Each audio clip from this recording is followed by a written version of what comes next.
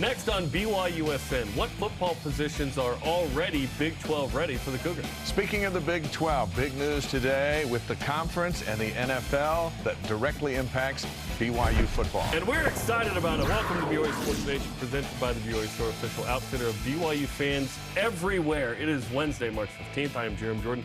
He is Dave McCann. Here we are in the middle of March. Basketball season's over, but we got stuff popping, man. Yeah, this is a big, busy day, and it just got busier a few moments ago. We're going to talk a lot about the Big 12 today. Which position is Big 12 ready for BYU? And then the NFL Network comes out with an announcement with the Big 12 that they're going to put this big party together that's going to have a big impact on BYU players trying to get to the league. The Athletic Stewart Mandel, he's always writing about conference expansion. This morning he's talking about it right here with us on BYU Sports Nation. And five-time All-American Casey Klinger's going to run some laps here in studio this morning. I imagine he'd have to run a lot of laps to get to where he got in the 3K and the 5K. Let's get to some headlines. Baseball had an incredible performance yesterday against Utah in a 7-0 win against the Utes. It was a combined one-hitter and obviously the shutout.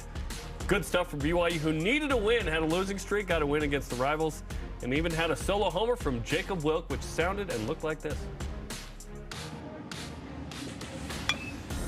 Into center field. Hit it hard. It's fighting the breeze, and it's back. It's gone! Jacob Wilk, his second home run of the season, and it's 5-0 BYU. Dave McCann on the call. BYU opens its final run in the West Coast Conference tomorrow at LMU. I recommend 3 hours with Gary Scheide for everybody every day. Football news, Sione Takitaki going to stay with the Browns, reportedly signing a one-year $2.6 million deal. He's coming off that ACL, but boy, he was playing good before he got hurt. And the Browns want him at least for another year, and they're going to pay him. Jamal Williams' future's up in the air now with the Lions after they signed the Bears running back David Montgomery to a 3-year deal. That was a bit of a surprise last night. NFL Network's Ian Rappaport reporting Jamal is expected to land somewhere else. We'll talk about that in a bit. Yeah, a bit surprising there, given the season and the personality he brings to that team. Big 12 and NFL partnered for a conference-wide pro day to be hosted at the Dallas Cowboys practice facility in Frisco, Texas, starting next year in 2024. The date is TBD. All 14 teams will participate, including BYU, and it will be televised on NFL Network. As for this year's Pro Day, that is coming up Friday, March 24th, live right here on BYU TV. A lot of big ideas coming with the Big 12 and the new commissioner. Softball hosts number 25 Utah tonight at 8 Eastern. It's the home opener for BYU TV, weather permitting. Also, bad weather in the Midwest forced the cancellation of the Cougars games at Iowa State and Omaha for this weekend. So instead, BYU is going to play at Utah Tech on Thursday in St. George, and they'll host Idaho State at a Saturday doubleheader at Gail Miller Field. Women's tennis plays at Fresno State today and then take on Harvard and Cal Poly Friday and Saturday. Overseas, former BYU basketball star Elijah Bryant, game MVP in the EuroLeague in their win over Real Madrid. 17 points, 3 assists, 17 boards for Elijah. And former Cougar Yoli Childs continues to chug along, scoring 19 points, had 3 assists, 12 rebounds. A solid day in their loss to Hapo El Tel Aviv. Still playing in Germany, so there you go. All rise and shout. It's time for What's Trending.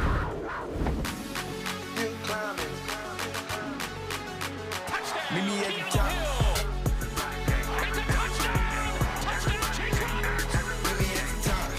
At the top, everybody wants to go. Meet me at the top. Cougars are in week 2 of spring ball, getting ready for their first foray into the big leagues of Power 5 football. Certainly the Cougars have paved a path to this point that's been unique as an independent, more prepared than some of the other expansion candidates, having played tougher schedules, despite me not liking it a couple years ago. But when, hey, you're headed for the Big 12, that makes sense. So, Dave, which football position groups are Big 12 ready in your mind right now? Been to practice a few times and watched them. And, of course, a lot of the guys are sitting out that will be impact players in the fall because of injuries from last season. But I'm going to stick with the running theme of there's only one guy out there that has 34 starts against P5 opponents, and that's Keaton Slovis. So I'm gonna just throw the quarterback situation in there now. Cade Fennegan has got a lot of inexperience coming from Boise State, and you got Jake Retzlaff from junior college. So after Slovis, there are question marks. But when you got a guy who's been there and done that, I think he as a whole makes that position group very important. And think about it, BYU's always had to have their quarterback stay healthy, or there's a significant drop-off, with the exception of when Baylor Romney was hanging out on the sideline to back up Jaron Hall. But I think it's the quarterbacks. What do you think? Yeah, I think Keaton certainly is. Yeah, nobody else with D1 real experience behind him, right? The wide receivers and tight ends feel like a pretty good group. Yeah. I like the starters. You know, you got the big three at receivers for BYU, and Keanu Hill and Chase Roberts, Cody Epps, and then Isaac Rex. And then you like some of the young talent behind him, especially at tight end. There's some exciting guys like Jackson Bowers coming in. Right. Top 300 ESPN guy, always like that. Offensive line, though, to me feels like it is ready to go, and especially because the last couple of years, BYU's been churning out ballers. Think about it. Kingsley Suamataia is going to be a top 3-round pick probably in the 24 or 25 draft. That means BYU's left tackle will have been drafted, you know, 3 dudes in a row. Yeah. Not years, but dudes. And then if Keaton Slovis is as good as we're hoping he is, and he gets drafted, and Jaron gets drafted, that'd be 3 quarterbacks. That's, if you could pick 1 and 2 positions, I would argue those are the top 2 that you would want. So that's awesome. Let's break down the offensive line a little bit more. So Kingsley, amazing. He's going to play left tackle in Sharpie. Put it in there. Right tackle is going to be an interesting battle. Ian Fitzgerald comes over from Missouri State. They really like him with that experience. Missouri State almost beat Arkansas, by the way, which is what BYU didn't do in Provo. Right. Braden Keim has been waiting his time. Another 6'8" guy. That's what you do at right tackle, apparently, at BYU. Got to be 6'8". And then Lisala Tai could be there as well. On the interior, PFF's #1 pass block graded center in the country was Connor Pay last year at 91.4. He could be the center or Paul Miley, and Pay plays guard. I asked Connor that Friday after practice. Yeah, what did he say? He's good either way. Yeah. He just wants to play. Okay. And one thing he said is, as you mentioned the size, he goes, we're all big now. There's no, we have inexperience, yes, but the inexperience comes with giant size. And remember, a few years ago, we didn't have experience or size. But now the rebuild, this is old. This is Kalani Sitake, BYU football, Lavelle Edwards era guys, where you send up monsters to pass protect or open run lanes. And Connor believes that this group is capable of doing what last year's group did, which was a very good offensive line, especially when it came to protecting the quarterback. I would argue, and I mean, it was one of BYU's greatest offensive line ever. We're going to look back and see that there were 3 or 4 NFL guys on that line. You could argue some of those 80s offensive lines were the best ever, but in the PFF era, this is the best BYU offensive line we'd ever seen.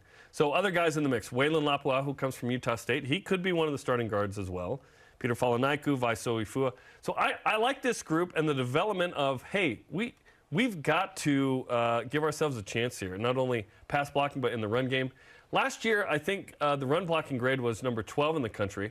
The running backs weren't gaining extra yards. Yeah. They were, I was told by, one person on the team, we typically ran for the yards that it was blocked, as opposed to what Tyler was doing, which was if it was blocked for 6, he was getting 12 and sometimes 50, right? And that's an interesting perspective, because you look at the Notre Dame game, you just need 1 yard. Just can't get the 1 yard. Well, the offensive line can't block. Well, it's so much to do with who's carrying the football. Algier or Tyson Williams or Jamal Williams. Those guys go, hey, I need a yard. I'm going to get you a yard and an inch. If that's all I get, I'm getting you the first down. At least that. And so a lot of heat went on the offensive line. But they were good because the quarterback was rarely touched all season. And so I think the addition of Aiden Robbins and and Martin, the Martin kid coming in as a freshman, and Rapati and those guys have an opportunity to make the line look a lot better. Yes. Just by hitting holes. Yes. Now, offensively, we focused on those position groups. Defensively, D-line certainly needs to be upgraded. Excited about some of the additions. Isaiah Abanya and Jackson Cravens and others. Tyler Batty continues to develop, and so on and so forth. You get more. Atunaisa Mahe this year, kind of banged up last year. Linebackers, obviously, you like Ben Bywater and Max Tooley. Can Chaz Ayu be healthy? Who else is in the mix there? And are we playing 2 linebackers? Are we playing 3? Are we playing 4? I'd imagine there'll be a lot of nickel, a 4-2-5, right, with the Big 12. And if that's the case, then Bywater and Tooley, put them in great position, and then you work the backups, right? If you're just going to start 2, then you're like, okay, I like that spot. But if you're going to start 3... Week to week on what team show. If you're playing Oklahoma, you're going to be in a nickel a lot. They're going to spread you out, right? Yeah. But if they're going to throw in 12 and 22 personnel with tight ends or running back, you gotta load up with backers. So I do like BYU's starting secondary as well. You bring in Eddie Heckard, who I think this guy's going to be a baller. I'm very excited about it. Yeah. Jacob Robinson will play the other corner, and then Malik Moore is back healthy, redshirted after an injury to his hand after 4 games. And then Micah Harper had a really nice season the rest of the way, getting experience at safety. So I like the secondary. You just need a little more in that as well. I've never super been concerned about the starters at BYU. I would like to see more from the D-line specifically. It's kind of the backups because it's football, attrition, inevitability that you need backups. And let's keep an eye on the portal when it opens for football. I think it's May 1st. I think it's 15 days.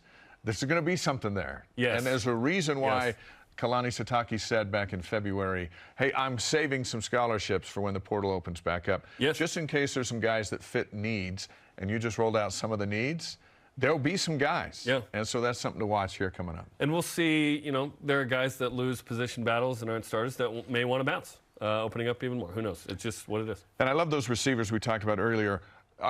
Big 12 ready receivers. Well, you look at Epps 5'11", then Robert 6'3", then Hill 6'4", and then Rex 6'6". All right, that's Big 12 size, and we know they're fast. They got good hands. So I think it's going to be exciting. All right, here's another topic that's hot this morning. Big 12 and the NFL partnered to announce a conference-wide pro day at the Dallas Cowboys facility in 2024. That's next year. Your initial thoughts on this brand new idea, where I have a feeling the other conferences are going, why didn't we think of that? This is awesome. I love it. So I've confirmed that BYU will cease to have its own, which makes total sense. Right. And so the last one is next Friday right here on BYU TV. Enjoy it. This is great. And Brett Yormark continues to push the envelope of what collegiate athletics in a conference can be and do. He invites Shaq to the Big 12 championships to be a DJ at a party. They have specific foods from all the teams. The national anthem singers and halftimes are big-time shows. He comes from the entertainment industry and the sports industry, but he is allowing those two to collide. Obviously, he is open for business. That doesn't just mean expansion, I think, for him. It means let's just make an entertaining product. I think this will become a sort of spring football media day of sorts as well. There's a fan fest associated with it. The exposure of more scouts there live on NFL Network is awesome. I think other leagues will take this idea and probably add it themselves. If the SEC does it, all they would need to do is do Alabama, LSU, Georgia, and they would have like 120 guys. But this will be great. It has been fun to have our own thing here at BYU, and BYU's done a tremendous job. Indications are that it was one of the best in the country by itself. Right.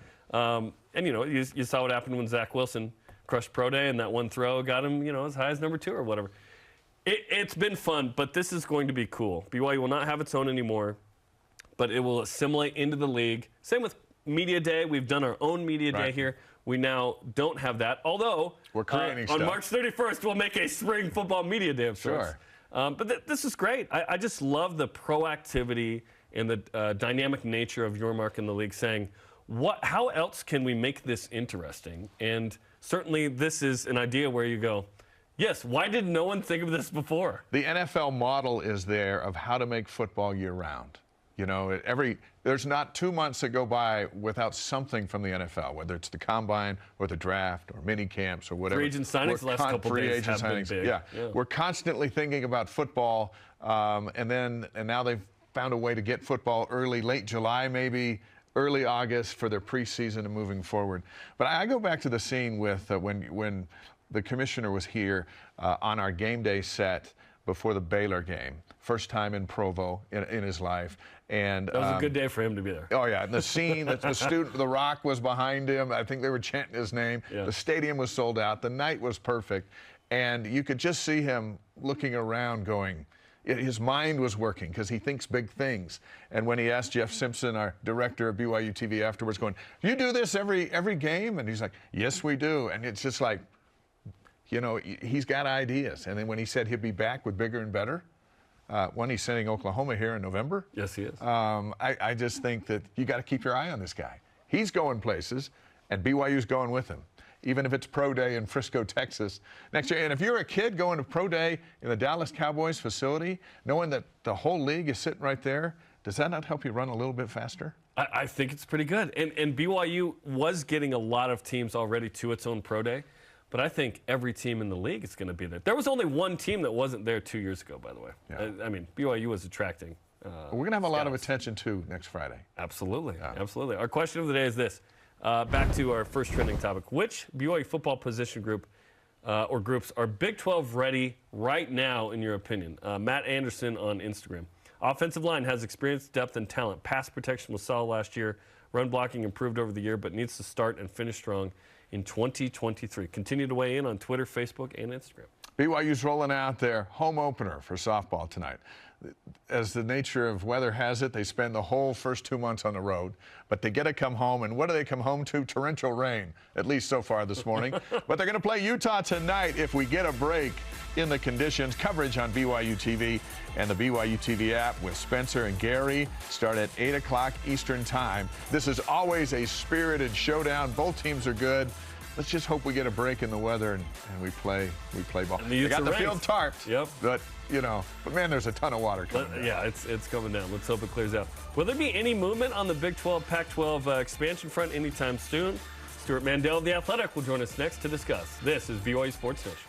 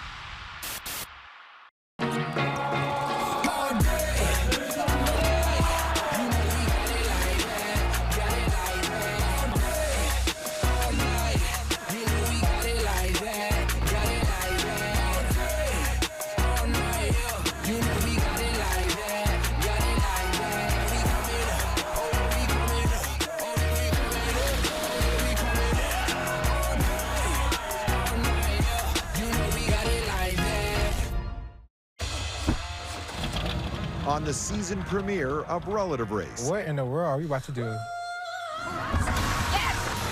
Yes, come on, Tia. This is crazy. It is all unreal. It was a bowl of emotions. I'll never forget this moment. Everything that I was missing, I really did feel like I got that when I hugged them.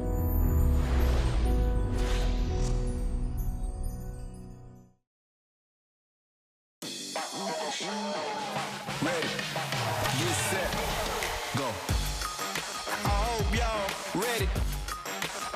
10-5 touchdown! Touchdown! The Cougars win it! Yes, they did. Welcome back to BYU Sports Nation live in Studio B. Jarom, Jordan, Dave McCann. And our next guest is Stuart Mandel, the editor-in-chief at The Athletic and co-host of the Audible podcast. Welcome back to the show, Stuart. Good to see you, man. Good to see you guys. Okay, we'll talk about Big 12, Pac-12 stuff, but I wanted to get your reaction first to the news that the Big 12 is going to have its own NFL Pro Day, a combine next year. Seems like a good idea. Brett Yormark continues to kind of do some new stuff. What's your reaction to this? It's a great idea. It makes you wonder, why did nobody think of this before? I've always found it to be a very inefficient and probably expensive process for these teams to fly from school to school to school to watch people work out. So, between, you're probably going to get more. I would think you would get a lot more GMs, not just lower level people there. And it's just cool for the players, to not all of them get to go to the NFL Combine, right? That's a very just kind of top of the list. So it's going to be a cool experience. I think I give Brett Yormark a lot of credit on that one. Stuart, let's talk about March Madness, and we're not referring to basketball. How many times have you been asked an expansion question over the last couple of weeks? It's constant. It's the dominant topic in college sports right now, but there hasn't been a lot of firm news, or really none, I guess. So you're just kind of filling the space right now as everybody awaits something definitive. Is it odd that there isn't anything like what you're describing there to fuel this thing outside of fans getting, self-conscious about being left out of something? One of the interesting things about this situation is when Texas and Oklahoma left, right, it came out of complete nowhere when they left the SEC. When USC and UCLA left for the Big Ten, it came out of complete nowhere. Generally, realignment happens in a very stealth, secretive manner. Whereas in this case, kind of Brett Yormark kind of called his shot last July, and we've just been waiting it out ever since. It's a very prolonged process with not a lot of firm information. So, I know it's challenging for us to discern between what's credible and not. Us in the media, much less a fan on Twitter who's seeing speculation on all corners, and it might not necessarily be able to recognize what's coming from a credible source and what's not. What is the latest in that regard, whether it be the Pac-12's TV deal or the Big 12 looking to poach, or those seem to be connected? Oh, they're 100% connected. Brett Yormark has not been shy about stating the conferences, the Big 12's desire to get into the Pacific time zone, to get into that fourth time zone. We know which 4 schools he's talking about. But those 4 schools are waiting to see what the final deal looks like. And the Pac-12 TV deal has dragged on and on, and the negotiations have dragged on, and much to the frustration of everybody involved. But I do think we're nearing the finish line. The Pac-12 presidents are meeting again. They met during the basketball tournament in Vegas. They're meeting again next week. The expectation, nothing's firm, but the expectation is that they're going to be receiving from George Kliavkoff the details of either a proposal, or maybe there's multiple proposals, I don't know. And at that point, they would need to approve it. If they don't, then that opens the door to the possibility that schools might leave. Arizona State's president this morning out in the media being quoted as saying that you're right, they're going to get this deal. He thinks it's going to be enough, and that everyone's being held together, and that really no one's going to bolt. Is that just posturing, or do you think there's something to that? With realignment, it's not like it would be the first time somebody said we're completely committed to the conference, then turning around and bolting a week later. But it mirrors what our reporting has told us over the last, I would say, a few weeks, that the Big 12 is really kind of honing in on Colorado and Arizona specifically. I don't believe Arizona State or Utah have any interest in leaving the Pac-12. Now, if it were a disastrous TV deal, that might change the equation. But there's no, that wouldn't make sense, in the marketplace. It's not like the TV value between the Big 12 and the Pac-12 is decidedly better for the Big 12. I think the realistic scenario here is that whatever number they get is going to be around the Big 12s, right? Maybe a little less, maybe a little more. And schools that want to be in the Pac-12, there's not a lot of motivation to leave for just that. The equation might be a little different for Colorado and Arizona, in particular Arizona. I think they're, that would be a basketball play for the Big 12. And of the 4, my sense is Arizona is the only one where a good chunk of the fan base wants them to move because they're basketball fans.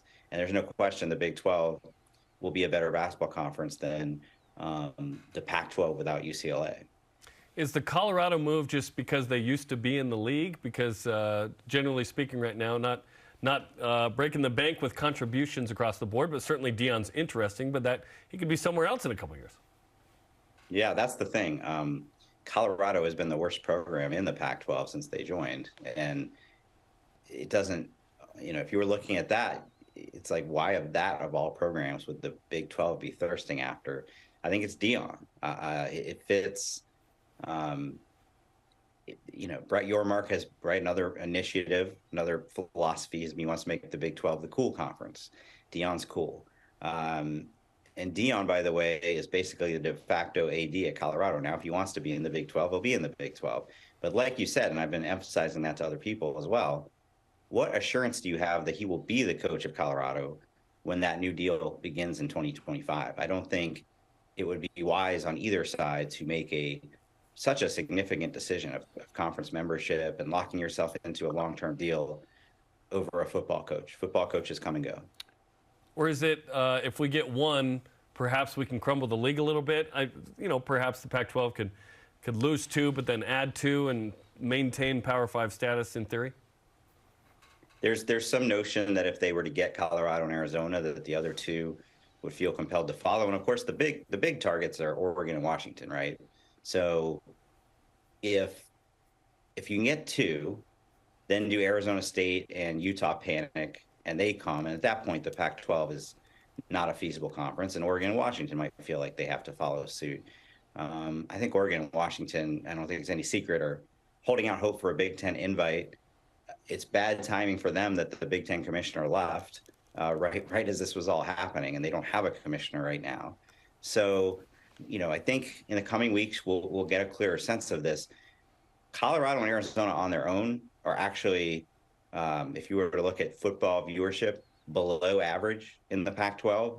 So I don't think the 2 of them leaving on their own crumbles the conference. Maybe you go get San Diego State and SMU to get back to 10 and go on. But, once it gets past 2, I think the 2 things that would be existential threats to the Pac-12, one would be Oregon and Washington going to the Big Ten. I think that would be the end of it, actually. Or more than 2 four-corner schools leaving. Before we ask you a Gonzaga question, just to follow up on that, because how can you move on as a league if you're not Washington and Oregon when you've already heard those 2 schools say they want to be married to someone else? How do you even trust that relationship can continue where you pass on stability, more or less, in a conference like the Big 12 where no one's going to be leaving anytime soon? Well, we don't know yet the details of how long a TV deal the Pac-12 is getting. Is it 5 years? Is it 7 years? I can't imagine it's longer than 6 or 7 years. Because we're right. Like, the next question is, okay, here's the deal. Are you guys willing to sign a grant of rights? I think to have any stability, they've got to sign a grant of rights. If not, you're kind of like a group of 5 conference where the schools could leave at any time. Maybe they put in an exit fee, but that's different to me than, for instance, the ACC, where the schools have literally turned over their TV rights for another 13 years. So that to me is the biggest question in all of it. Are Oregon and Washington going to play hardball? Are they going to ask for instance, unequal revenue sharing? Are they going to say, look, we've got leverage here. We know there's interest in us. They actually had meetings with the Big Ten last fall. We deserve a bigger share of the pie, kind of like what the Florida State athletic director is talking about in the ACC. He doesn't have any leverage because that deal is locked in for so long. Oregon and Washington do. Stewart Mandel's with us from The Athletic. How soon do you think Gonzaga will be a member of the Big 12 playing basketball? A few weeks. Really? That quick? It's not playing basketball, but signing on to the Big 12. I think, from what we've been told, it's inevitable for a couple reasons. One, it's obviously a very attractive basketball conference. 2, Gonzaga is only going to leave the WCC if the conference they're going to is willing to take all their sports and not just men's and women's basketball. And the Big 12, from what we have been told, has given them that assurance. I don't know that the Pac-12, the Pac-12 is just not far enough along to be able to make any sort of assurances to Gonzaga. So we think Brett Yormark is obviously priority number 1 is those Pac-12 schools. Waiting to see what happens there. But whatever happens there, I still think they want Gonzaga. Brett Yormark is positioning the Big 12 as the top basketball conference, right? He feels like that's a way to, you're not going to be the Big Ten and SEC, but how do you distinguish yourself in some fashion? Basketball is not does not drive the money that football does, but it's not insignificant either. And if you were to get Gonzaga to go with Kansas, Baylor, those are the last 2 national champions. Houston is coming in. They're the #1 seed in the NCAA tournament right now. That's the best basketball conference. And if you can add Arizona too, my goodness, now you're like the SEC of basketball. I know that Gonzaga's been told to be ready for whenever that goes down. So that kind of confirms that as well, which is interesting. Regarding basketball, Brett Yormark has said he think it can be more lucrative. He did some entertainment things around the Big 12 championships last week with Shaq showing up as a DJ and foods and halftime performances that are a little more interesting. What role does basketball have in this conversation, as you mentioned, where, okay, now you become the SEC in that regard, and you still want, obviously, to continue you're essentially playing for third in football, but what role could basketball have in all of this if you add Gonzaga, Arizona, and whatnot? So obviously his background is he worked at the Brooklyn Nets for a long time. He's a basketball guy. And he has said on the record he thinks it's undervalued. And I think the long-term strategy is, okay, they already did their deal for this one, but come 2030, separating them out, right? You sell football in one package, you sell basketball in another. Is that going to pay off? I have no idea.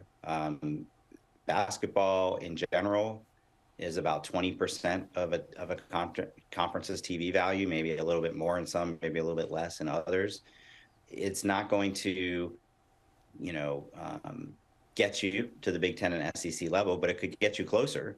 Certainly that's something they have that the Pac-12 doesn't. I mean, Pac-12 basketball, I joke sometimes, might as well be taking place on Jupiter, because almost all the games are on Pac-12 network. The championship game the other day was at 10:30 p.m. Eastern. There are good teams in that conference, and it gets no exposure. So if it is kind of right now, it's kind of a race to be in third, right? To be the clear, third most powerful conference. That's probably the most, the biggest draw they have that the Pac-12 does not.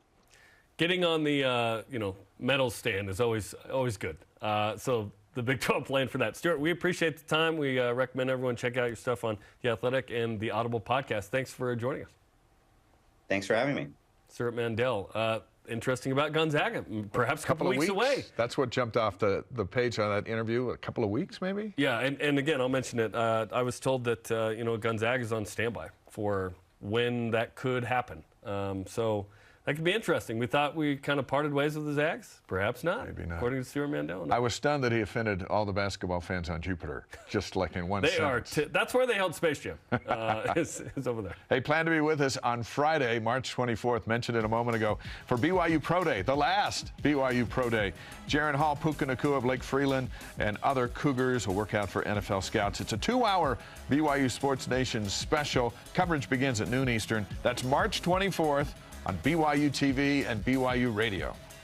Coming up in the whip, Jamal Williams might play for a new team. Which team do we think he might play for? Plus, Lauren Gustin, was she listed as an AP All-American? And if so, where? We'll tell you. This is BYU Sports Nation.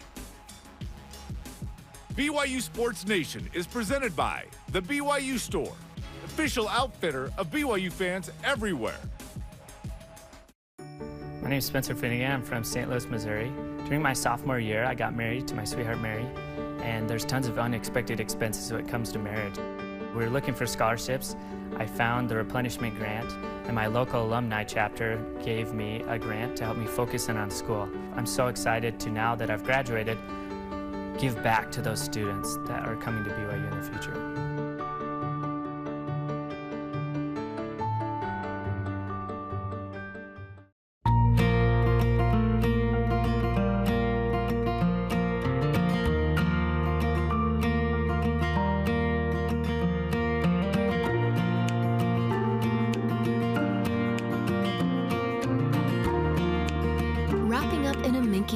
Luxurious blanket.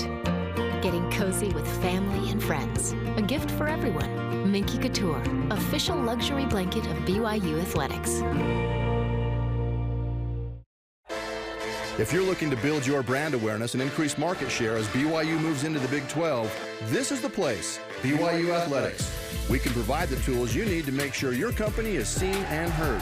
BYU Athletics is where you can align your products and services with loyal fans that cheer for our Cougars. And they can also help your business win. Learn more about what a partnership with BYU Athletics and your company will look like. After all, this is the place.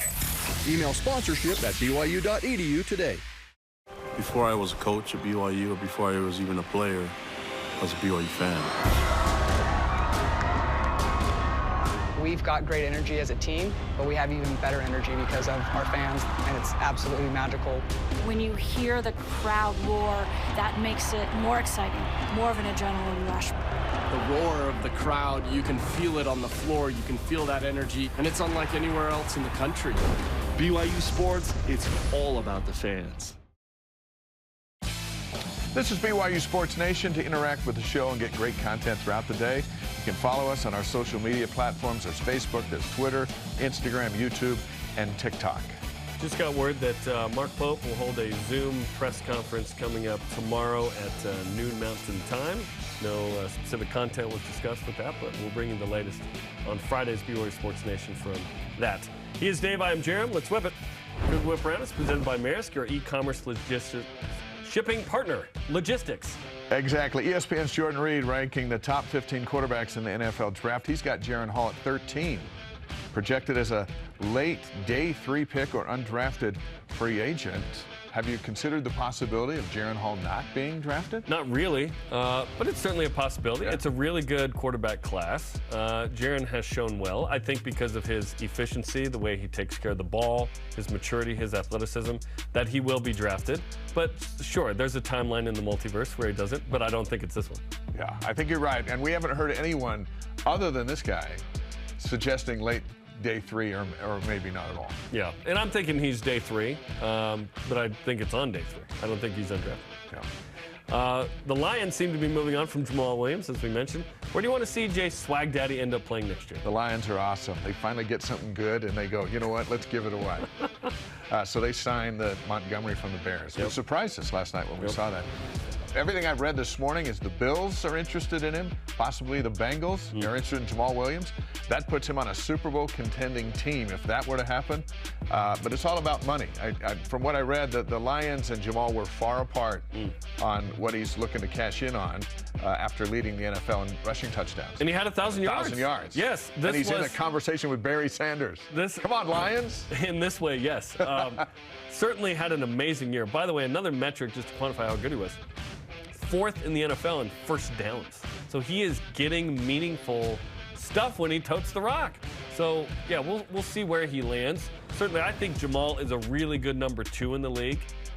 He had put up number 1 numbers. Yeah. But if you can get a combo of 2 guys, it'd be nice to see him on a contender. Yeah. Like you mentioned, the Buffalo Bills would be sweet. Yeah. That would put him a chance to win a ring. Is Zach Moss still on the Bills after this year? Like, you'd have a Ute and a Cougar? That could be kind of fun. That would be something. Yeah. That would be something. Lauren Gustin not named to the AP All-American team, which was released this morning. Surprised? A little bit. I think BYU's team was a little bit better. She was a little bit kind of punished for the team not being better, but she was just so good. Like, she was not just the leading rebounder, she was the best rebounder in a long time and 7th most in a season, which, by the way, if she plays 2 games in the WNIT and she has her average, she'll set the record, the NCAA record. I mean, you'd have Kyle Collinsworth's in triple doubles, Lauren Gustin's in single season rebounding.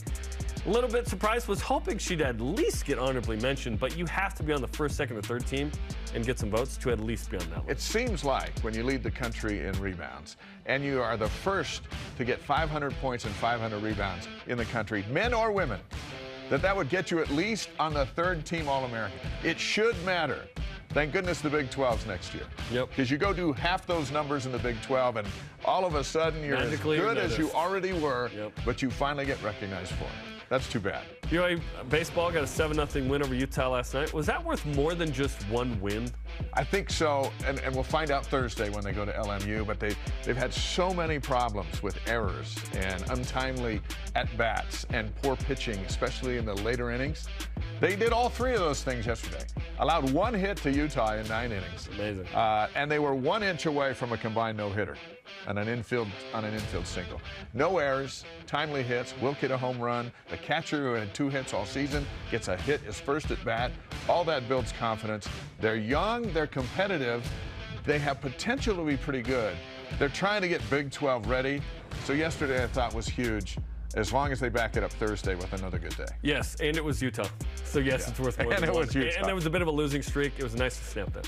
BYU Football posted this video from spring practice. If you notice, it's a new defensive coordinator, Jay Hill, and he is excited. He loves his new job. So on a scale of 1 to Jay Hill, how excited are you right now for spring football? Hey, I'm excited. Back from Vegas, went to Phoenix on a little vacation. I'm excited to go to practice, tonight and Friday and see the guys. And I'm not quite Jay Hill level, but I am excited. We'll be at practice and interview Keaton Slovis. We'll have that tomorrow as he settles in as the new quarterback. If you missed any of our interviews, shows, or games, you can find them anytime, BYUSN.com. Download the BYU TV app. You can watch Cougar Sports all day long on demand. It's a spectacular site. People dream of this site back in the day, and now it's a reality. We really did. It's awesome to have it. Coming up, he's a 5-time All-American. Just took top 4 in 2 races at the NCAA Indoor National Championships in track and field. Casey Klinger is back on the program. This is BYU Sports Nation. This portion of BYU Sports Nation is presented by Maersk, your e-commerce logistics shipping partner.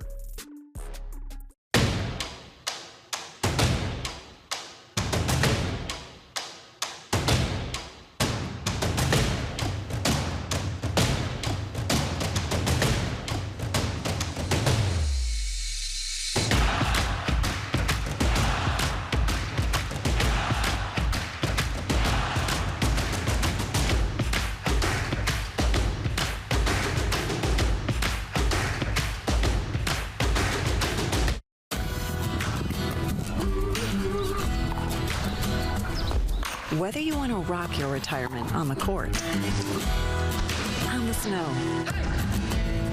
on the waves, or in the gym. At Mountain America, we're here to help you get things rolling. Learn more at macu.com/retirement. Mountain America, guiding you forward. Tim Daly Ford in Spanish Fork sells Ford vehicles including the F-150, the pickup designed for work and play. Tim Daly Ford maintains a large inventory, providing more choices for selecting an F-150 with the power and engineering to carry and tow heavy loads. The F-150's design offers comfort, safety, and a range of options to choose from. Think Ford, think Tim Daly Ford in Spanish Fork. This competition is going to be something else. You have to be able to break through those hard moments when it hurts the most. Whatever you think you are capable of is true. You're a fighter. Hold your head up. You know what you're capable of. We're all proud of you.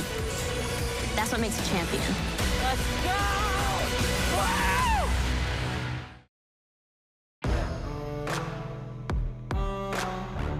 Down, cause tonight you give me the crown. Hey, just prepared with a dream. Now it ice in my veins. I keep the world a reason to remember my name. Casey Klinger getting it done at NCAA Indoor National Championships. Jarom Jordan alongside Dave McCann. Casey Klinger in studio. He's been on the show a bunch of times. Congratulations, man, at NCAA Indoor National Championships. Yeah, thank you. It's awesome. Okay, so second in the 5K, fourth in the 3K. Those are on back-to-back days, by the way. No rest for the weary. What was it like to take second and fourth, and were you happy with those finishes? Yeah, I was happy with the finish. I mean, this was my first indoor national championship, so going in, I was a little bit nervous, but I knew I was prepared, and it was super nice to place where I thought I could. So. Now, you came over to the studio. It's pouring rain outside. So I'm going to ask you a question. What do you enjoy more, indoor or outdoor? On a day like today, probably indoor. And what's the difference?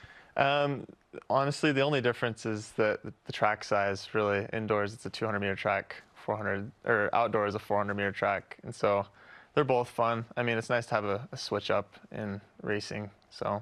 What's the strategy differential of indoor versus outdoor when the track is different? Yeah, with the smaller track, it's definitely harder to make moves. So you have to be a little more tactically aware when to make moves, because it's hard to get around a lot of people on such a small track. So. Are you a good rebounder in basketball? Like you box out a little bit? When you run? Is it weird I mean, to like... if you look at me, I'm good at boxing out, so I did okay. Is it weird to, while you're running, sort of keep someone off you? Like, walk us through that strategy. Yeah, I mean, especially in indoors, it gets pretty bunched up, so you have to be pretty aware, kind of let people know that you're there and try to protect your position. It's like NASCAR. Yeah. Yeah, you exactly. You just kind of move over a little bit, and they go, oh, okay, his fender's here. Just go slightly left the whole time? Is that what you said? Yeah. Left turns. How close have you come to just going down with the whole group? Going down. You know, like getting tripped up, and you mentioned how bunched up you are together, like Tour de especially France, indoor speed skating, right? When one bike goes down, they all go down. Yeah, I mean, for a lot of the race, you're just looking at the person ahead of you, or looking at a couple guys ahead of you, making sure that you're ready to make a move if someone goes down, because it gets pretty bunched up. So I've come pretty close to falling, but luckily I haven't yet. So. Being top 5 in 2 different categories, which is awesome, 3K and 5K. What were your goals going in, and what was the approach in each of those races to get what you got? So the race was in Albuquerque. Having it be at altitude, I knew I was prepared for that, because it's kind of the same as Utah. But the goal was just to stay in contention and to be a competitor in both races, and to see what I had the last 400 meters of the race. And I was pleased with the 5K. I had to have a strong finish, and the 3K was decent as well. So I was glad that I kind of executed my plan pretty well. So. How is it on campus when you're a football player or a basketball player doing amazing things? Everybody knows who that person is. You walk around, you're a 5-time All-American. You go in the library and say, a 5-time All-American just walked in here, and no one got up. No one's even looking. What is that like? Do you feel under the radar despite the success that you've had, which is tremendous? I mean, honestly, the people in my circle are super supportive, and honestly, the athletes and the administration at BYU is super supportive. So I've never felt like under the radar, honestly. I mean, of course, when you compare to football and basketball, there's a difference there. But I'm just grateful for the opportunity, and it's been special. And there's a coolness factor too, right? It's cool to be a 5-time All-American. It's all right. Yeah. Your kids are going to love it someday. It's like my dad was a 5-time All-American. Maybe more before you're done. We'll see. They'll probably think I'm lame. and you have another full season of outdoor right now, cross country, indoor, outdoor, right? Yeah. Awesome. And you totally came into BYU under the radar as the Gatorade National Runner of the Year. Yeah. So you've been off the radar for a while. And of course, we know your in-laws, the Bowers, the volleyball family. Morgan's your wife. What's the sort of dynamic of like the volleyball family integrating into like running and supporting you? What's that like? They've been awesome. They're so supportive. They've traveled to multiple of a bunch of my races, and so they understand sports and being in like the competition. There's a little bit of a learning curve, and for me it was for volleyball, like just kind of getting to know the game. But they've been great. It's been super fun to be a part of that with them. So. But by the way, your kids will think you're really cool, and then they will think you're lame, and then they'll come back to thinking you're really cool. So you have all that ahead. And that's with no athleticism. Exactly. Yeah. That's just based on existence. But a great future ahead. What do you look for with the outdoor season and then your final year at BYU? Outside of a national champion, what's the goal? Well, right. I mean, there's only one spot up from second, so I'm hoping to focus on that national championship in outdoors, and then after that, I got another year. So I just want to take it race by race and just do the best I can, and then go from there. Yeah. I drove down to Arizona and back last week, and I couldn't help but think about Flagstaff, although I didn't go through. Tried to avoid snow. I was thinking about NAU and that rivalry. Is there an indoor thing with them too, or is it just cross country? There's always a thing. I mean, we're always racing each other. They always have really good track guys too. Yeah. So, when there's an NAU guy in the race, you kind of know, and you look at him, he looks at you. It's like, all right, let's go. Okay, it's on. Yeah. What is it like to have an Ed Eyestone? Your access to a runner like that? It's special. I'm super grateful for him. He's been with me every step of the way in college, and he's been a great coach. He helps push me, and I think I kind of help push him a little bit too on stuff. But it's been good, and yeah, I'm excited for this last little bit with him because he's really been a great coach for me. How do you push him? How do you push an Olympian? Just in workouts, sometimes I want to do more, and we kind of have to find a balance of what's the right amount. And so I think we kind of, just kind of push each other in different ways, and it's good. So, like, after 10 miles, you want to go 12. And it's like, let's know. We're staying at 10. This is one of my favorite questions we always get asked, Dave. How many miles are you logging a week? And does it vary by season? Right now, my high is 90 miles a week. So 90 miles a week. Yeah, and so it kind of builds up year by year. So this year has been about 90 miles a week. So what's the average per day you're doing? Average, I mean, it varies, but I can't remember what 90 is. 15, 16? Something like that? I think it's 16. Do you have like a certain route? Because if you live in Provo, you're familiar with the cross-country team running around. The men and the women. Oh, yeah. Sometimes all over the Timpview, sometimes Provo, right? Who chooses where you're going and what the route is and who kind of leads? It's different every day. I mean, we try to not have designated leaders who choose the run. It's just kind of whatever people are feeling like running. We run out to the canyon a lot. Are you looking for hills? Are you looking for hills when you're out there? Sometimes. We got plenty up on the bench. We'll run on the Shoreline Trail, up in the Provo Canyon and stuff. So. Ever see any Cougars up there? Not yet. Luckily. If you do, just keep running. Yeah. 16 miles a day. Did I hear you right? If I did the math right. Wow. It's around there. So. Jared Ward talked about this a couple years ago, where a couple of former BYU guys obviously have transitioned into marathons. How much of a leap is that to a marathon? Because certainly 26 is crazy, but it's 10 more than you're doing. 10 doesn't feel like a lot, but certainly that's a lot, right? Well, I mean, so Ed Eyestone is like a marathoner, right? He's a legendary marathoner, and a lot of the training he implements into our cross country and track is kind of marathon style workouts, just a little modified. So it's still kind of a jump. 26.2 is quite a long race. So, but I think a lot of guys who have transitioned into the marathon have done pretty well, just because our training is based around a lot of marathon style. Do you run a marathon? No. No. Do you want to one day? Oh yeah. Yeah. Yeah. But not yet. Not yet. I had a buddy who literally did not train and just went and ran one time, and I was like, I applaud your mental strength, but also you're crazy. Don't. What are you doing? He couldn't walk for days. Crazy. I bet. Your degree is in business? Yeah. How's that coming? It's going good. On track to get done? Yeah, got another year, and so that should be good. Fantastic. Awesome. Well, good luck with the outdoor season, which I know starts this week at Stanford. You going to that meet, or are you taking that one off? No, I'm taking that one off. Awesome. I think you deserve it based on the National. So thanks for coming in, and best of luck. Yeah, thanks for having me. Okay, Casey Klinger on BYU Sports Nation.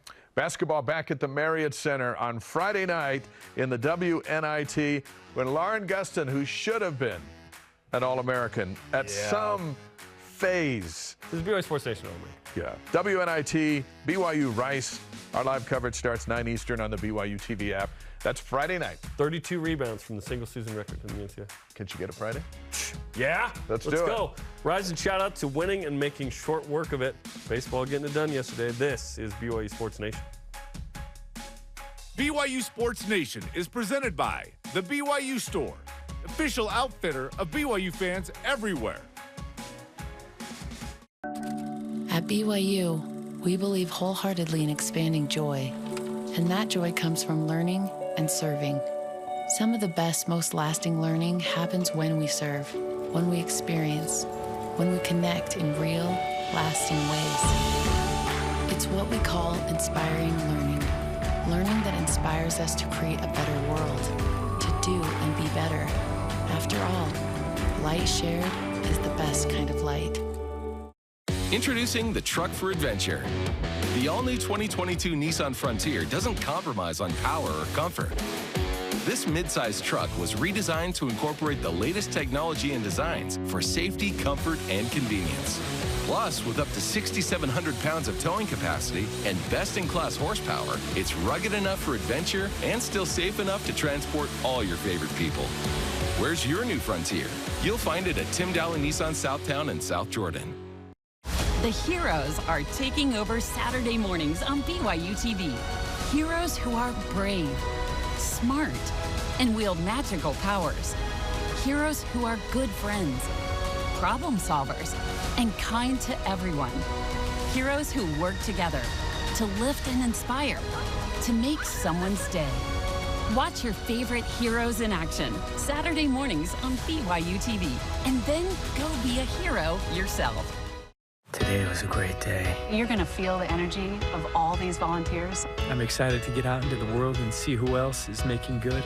And you're going to meet some of the most amazing people. And we will all just lift each other up. What we do is we create memories for families. And you realize just how good people are.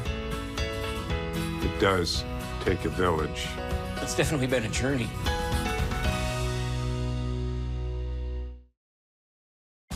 This portion of BYU Sports Nation is presented by Mountain America, the official credit union of BYU Athletics. BYU Sports Nation's on demand. Download the free BYU TV and BYU radio apps or listen to the podcast, and please subscribe, rate, and review. Big day here today. Talking to, top 5 finishers in the national championships in indoor track and field. We got Stewart Mandel telling us that, hey, Gonzaga is going to go to the Big 12 in the next couple of weeks, he thinks. Yeah, that was his opinion. We're like, what? Wow. And then we'll see what happens with Pac-12 TV live on Ion television or whatever they get, which is crazy. But it certainly affects BYU. And I don't think we realized, Dave, when BYU got to the Big 12 that we would attach ourselves literally to the wagon of anything Big 12 versus Pac-12 is a BYU-Utah thing. Yeah, it's become that. Whether we believe that or not. It's a one-upsmanship. Sure. And the fact that the Utes are vulnerable now after having the one-upmanship for 12 years makes it like exciting to get involved with. There it is. But crazy nonetheless. Okay, our question of the day is this. Which BYU football position groups are Big 12 ready right now? Our elite voice of the day is presented by PAX Healthcare Elevated at 2_6_schema. The fans. The fans are Big 12 ready. I think BYU's facilities have been Big 12 ready for a while. The fan base is one of the best in the country, and the tradition is amazing. The fans are amazing. Yes, absolutely. Let's hope that some of the players are as well, which I think they are. The fans aren't out recruiting. The fans aren't worried about the backup center. Some email the team like, hey, I saw so-and-so. But the fans are into the colors. They're into the tradition. They're into the exposure. They're into not being second rate, as many have felt by not being in a P5. The fans are ready. There we go.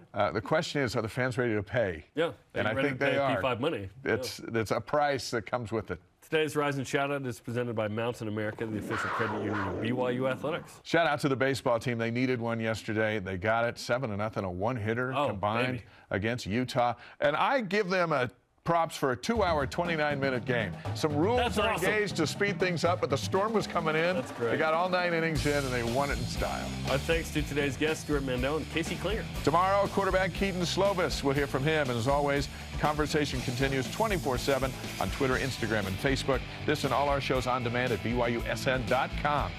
For Dave, I'm Jarom. Shout out to Ned We'll see you tonight, 8 Eastern, for BYU softball versus Utah on BYU TV. Go Cougs.